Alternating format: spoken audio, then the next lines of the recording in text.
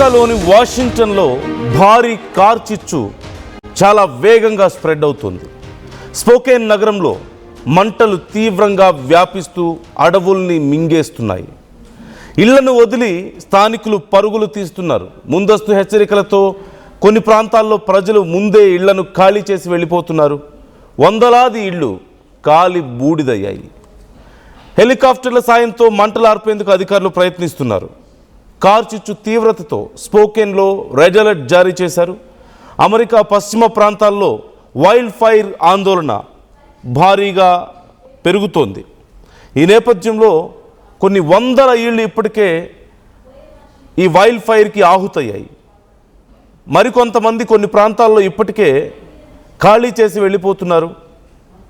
ప్రభుత్వం తీవ్రంగా శ్రమిస్తుంది ఈ వైల్డ్ ఫైర్ని కంట్రోల్ చేయడానికి. బట్ అక్కడ ఉన్నటువంటి హీట్ వేవ్స్, ఈదురు గాలులు, మరోవైపు వెదర్ చాలా డ్రైగా ఉండడంతో, హీట్ ఎక్కువగా ఉండడం, వెదర్ డ్రైగా ఉండడం, గ్రౌండ్ వాటర్ రిసోర్సెస్ తగ్గిపోవడం, అడవులన్నీ కూడా ఎండిపోయి ఉండడంతో పూర్తిగా ఈ వైల్డ్ ఫైర్ చాలా వేగంగా వ్యాపిస్తున్నట్లుగా తెలుస్తోంది.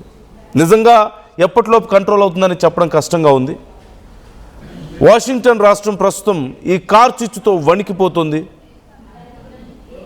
రాష్ట్ర వ్యాప్తంగా 2.5 లక్షల ఎకరాలకు పైగా భూమి అగ్నికి ఆహుతైనట్లుగా తెలుస్తోంది.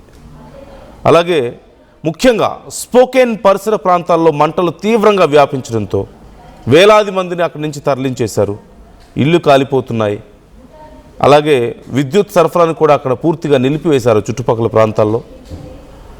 But what is the reason? European కంట్రీస్లో చాలా వరకు మనం చూస్తున్నాం.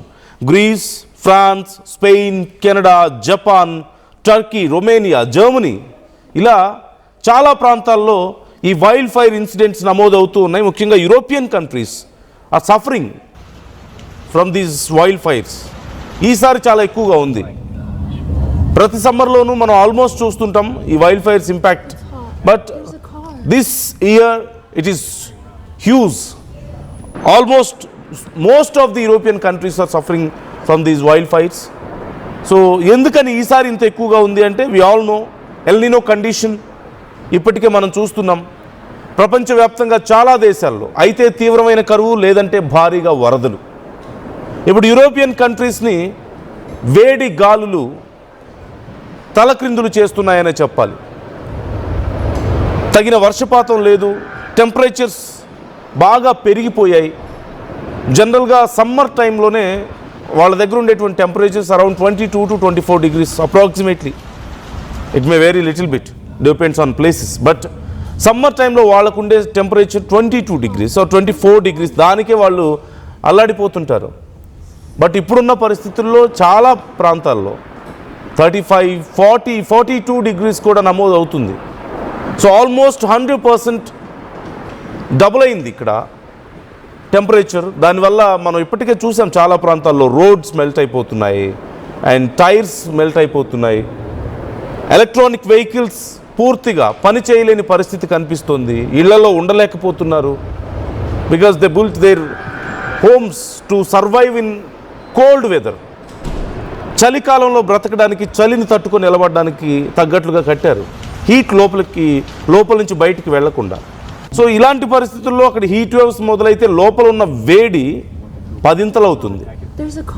అది హ్యాండిల్ చేయలేక చాలామంది ప్రాణాలు కోల్పోతున్నారు. ఎంతోమంది వడదెబ్బ తగిలి హాస్పిటల్స్ పాలవుతున్నారు. మనం చూసాం రోడ్ల మీద నీళ్ల చల్లడం లాంటి ప్రోగ్రామ్స్ కూడా అక్కడ చూసాం గవర్నమెంట్స్. సో ఇలాంటి పరిస్థితుల్లో గ్రౌండ్ వాటర్ పర్సంటేజ్ భారీగా పడిపోయింది. ఆ రోడ్లన్నీ పెళుసుగా మారిపోయాయి. వెదర్ అంతా డ్రైగా అయిపోయింది. అండ్ చెట్లు, ఆ ఎడారులంతా, మొత్తం అడవులంతా కూడా పూర్తిగా ఎండిపోయాయి. యాజ్ వి నో, ఆ ఎండిపోయిన అడవుల్లో ఒక చిన్న అగ్గిపుల్ల, ఒక చిన్న నిప్పు రవ్వ చాలు మొత్తం కొన్ని లక్షల కిలోమీటర్ల ఈ అడవిని కాల్చేయడానికి. ఇప్పుడు అదే జరుగుతోంది ఎగ్జాక్ట్గా. యూ కెన్ సీ చాలా ర్యాపిడ్గా విస్తరిస్తూ వస్తుంది. సుమారుగా 2.5 లక్షల ఎకరాలకు పైగా భూమి ఈ వైల్డ్ ఫైర్ అగ్నికి ఆహుతైంది.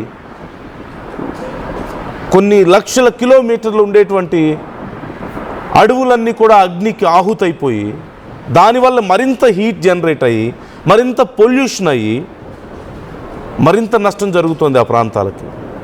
ఎన్నడూ లేనంత విపత్కర పరిస్థితుల్లో యూరోపియన్ కంట్రీస్ని మనం చూస్తున్నాం. ఎస్పెషల్లీ ఇప్పుడు వాషింగ్టన్లో మనం చూస్తున్నాం. ఈ స్పోకెన్ పరిసర ప్రాంతాల్లో మంటలు చాలా తీవ్రంగా ఉన్నట్లుగా తెలుస్తోంది. Government is trying their best to control, but ఎప్పుడు అదుపులోకి వస్తుంది అనేది చెప్పడం కష్టంగా ఉంది. And lack of maintenance is also one of the reason అంటూ చెప్తున్నారు. అడవులని మెయింటైన్ చేయకపోవడం ఒక పెద్ద రీజన్ అని కూడా చెప్తున్నారు. ఇప్పటికే వాషింగ్టన్ గవర్నర్ రాష్ట్ర వ్యాప్తంగా అక్కడ అత్యవసర పరిస్థితిని, ఎమర్జెన్సీ సిచ్యువేషన్ ప్రకటించారు. సెప్టెంబర్ చివరి వరకు బహిరంగ ప్రదేశాల్లో మంటలు వెలిగించడం నిషేధించారు. వేలాది మంది అగ్నిమాపక సిబ్బంది, నేషనల్ గార్డ్, ఇతర రాష్ట్రాల నుంచి వచ్చిన బృందాలు సహాయక చర్యల్లో పాల్గొంటున్నారు. And as we already discussed, వేల మంది ప్రజలు తమ ఇళ్లని ఖాళీ చేసి దూర ప్రాంతాలకు వెళ్ళిపోతున్నారు. దట్టమైన పొగ కారణంగా ఎయిర్ క్వాలిటీ ప్రమాదకర స్థాయికి పడిపోతున్నట్లుగా తెలుస్తుంది. చాలా రోడ్స్ మూసివేశారు, రహదారులు మూసివేశారు, అండ్ పవర్ సప్లై కట్ చేశారు పూర్తిగా. అండ్ ట్రాన్స్పోర్టేషన్కి అంతరాయం కలుగుతుంది. చాలా ప్రాంతాల్లో ఇప్పుడు ఓ పక్క దట్టమైన పొగ వ్యాపించి గాలి పీల్చుకోలేకపోతున్నారు. వాటర్ రిసోర్సెస్ తగ్గిపోయాయి, ట్రాన్స్పోర్టేషన్ ఫెసిలిటీస్ తగ్గిపోయాయి ఈ కారు చిచ్చుల వల్ల. అండ్ వాళ్ళు బయట పడలేక, బయటికి వెళ్ళలేక, అక్కడ ఉండలేక నానా అవస్థలు పడుతున్నట్లుగా తెలుస్తోంది. ప్రభుత్వం వచ్చి తమని ఆదుకుంటే బాగుండు అని ఎదురు చూస్తున్నారు. చాలా వరకు ప్రభుత్వం ఇప్పటికే తరలించింది, దూర ప్రాంతాలకు తరలించినప్పటికీ కూడా ఇంకా అనేక మంది ఆ ప్రాంతాల్లో చిక్కుకుపోయిన వాళ్ళు ఉన్నారు. సో ఇది కేవలం అమెరికాకే పరిమితం అవ్వలేదు. ఇప్పటికే హెలికాప్టర్స్తో కూడా మంటలు ఆర్పడం మనం చూస్తున్నాం. అయినా సరే పూర్తి స్థాయిలో కంట్రోల్ చేయలేకపోతున్నారు.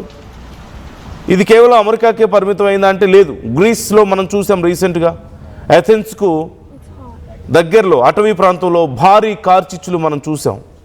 వేలాది మంది నిరాశ్రయులయ్యారు, ఎంతోమంది ప్రాణాలు కోల్పోయారు. అండ్ ఫ్రాన్స్లో చూసాం, సౌత్ ఫ్రాన్స్ వేర్ ప్రాంతంలో మంటలు అదుపులోకి వచ్చి మళ్ళీ చెలరేగాయంటూ తెలుస్తుంది. సుమారుగా 2500 మందిని వేరే ప్రాంతాలకు తరలించారు. జూలై చివరిలో ఫ్రాన్స్ చరిత్రలోనే అత్యంత తీవ్రమైన అటవీ అగ్ని ప్రమాదాల్లో ఒకటి నమోదైందంటూ, లక్షలాది ఎకరాల భూమి అగ్నికి ఆహుతైందంటూ మనం చూసాం. అండ్ స్పెయిన్లో చూసాం బిఫోర్ దట్, లియోన్, జమోరా ప్రాంతాల్లో కార్చిచ్చులు.